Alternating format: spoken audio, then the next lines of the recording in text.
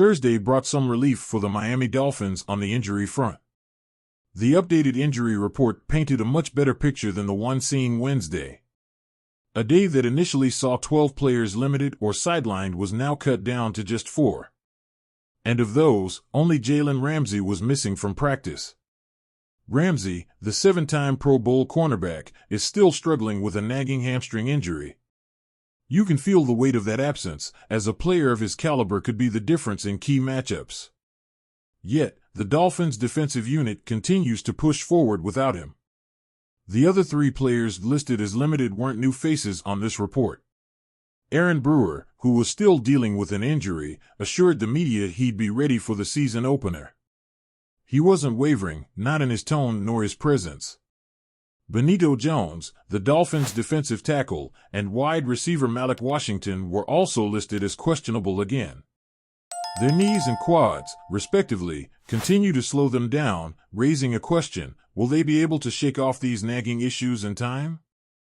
But here's where the silver lining becomes more apparent: several key players dropped off the injury report entirely.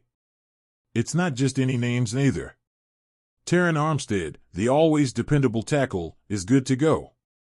Calais Campbell, a force on the defensive line, also disappeared from the list.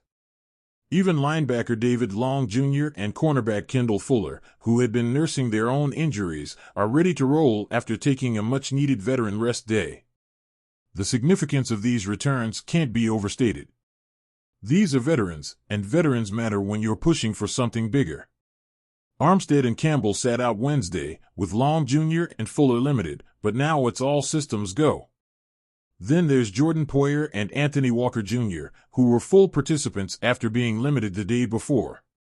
They're fighting through it, showing up when it matters, even if it means working through aches and bruises. Jaylon Phillips, listed with an Achilles issue on Wednesday, was also a full participant.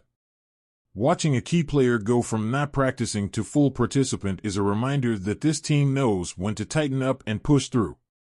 Quentin Bell made the jump from limited to full, while Jevon Holland, despite an ankle injury, remained a full participant for the second day in a row.